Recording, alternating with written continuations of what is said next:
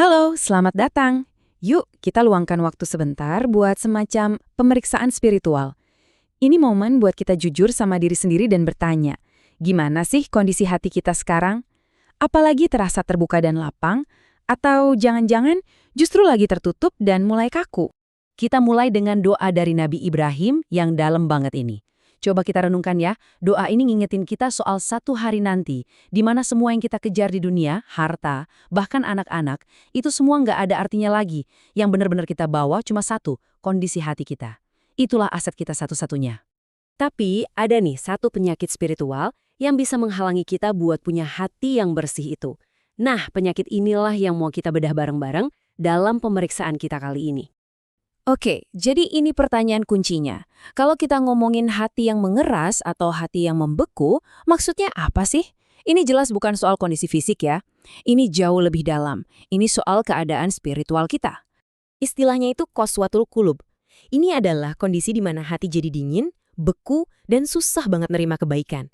Bayangin aja kayak tanah yang super kering kerontang. Disiram air pun airnya cuma lewat aja nggak meresap. Nah, nasihat baik itu ibarat airnya. Tapi hati yang udah beku, dia nggak bisa nerima sama sekali. Bedanya tuh jauh banget. Hati yang bersih itu ibarat spons. Dia menyerap kebenaran, direnungkan, dan bikin hati makin lembut. Nah, sebaliknya, hati yang mengeras itu kayak batu. Nasihat sebaik apapun, ya cuma mental aja. Dia menolak, meremehkan, dan yang paling bahaya, ujung-ujungnya ngerasa diri paling benar. Sip, sekarang kita masuk ke bagian intinya nih, bagian prakteknya. Gimana caranya kita bisa ngenalin gejala-gejala hati yang mulai membeku ini di dalam diri kita? Coba kita periksa bareng-bareng dan jujur sama diri sendiri ya. Kalau dengar nasihat, apa rasanya cuma masuk kuping kanan keluar kuping kiri? Atau pas dengar azan, bukannya tenang, malah ngerasa aduh ganggu banget sih. Ibadah kayak sholat atau baca Al-Quran rasanya berat banget, kayak beban. Hati-hati loh, ini semua itu lampu kuning, tanda-tanda peringatan yang serius. Soal menolak kebenaran ini, ada gambaran yang kuat banget dari kisahnya kaum Nabi Nuh. Coba bayangin, mereka itu bukan cuma bilang nggak setuju, mereka benar-benar nutup telinga pakai jari biar nggak dengar. Mereka nutupin kepala mereka. Ini tuh penolakan total, benar-benar ngunci diri dari kebenaran. Terus, kenapa ya ibadah bisa sampai terasa berat banget? Analoginya gini deh, orang yang lagi sakit parah, dikasih makanan paling enak sedunia pun pasti bakal nolak kan? Masalahnya bukan di makanannya, tapi di badannya yang lagi sakit. Nah, sama persis kayak hati. Al-Quran, sholat, itu kan nutrisi buat jiwa. Tapi kalau hatinya sakit, ya nggak ada nafsu makannya. Sekarang saya mau cerita sesuatu. Ada satu kisah nyata yang benar-benar nonjok, dan ini bakal bantu kita ngerti akar masalahnya ada di mana. Kisah ini tentang pilihan mendasar yang kita semua, tanpa kecuali, hadapi setiap hari. Jadi, ceritanya ada seorang insinyur pesawat. Pinter banget orangnya. Latar belakang keluarganya, religius abis. Dia sendiri jago baca kitab suci. Tapi suatu hari, dia ngaku sesuatu yang bikin kaget banget. Dan alasannya, dia bilang, bagi saya, sholat itu buang-buang waktu. Titik, blak-blakan banget kan. Dan ini nih logikanya dia. Waktu itu berharga.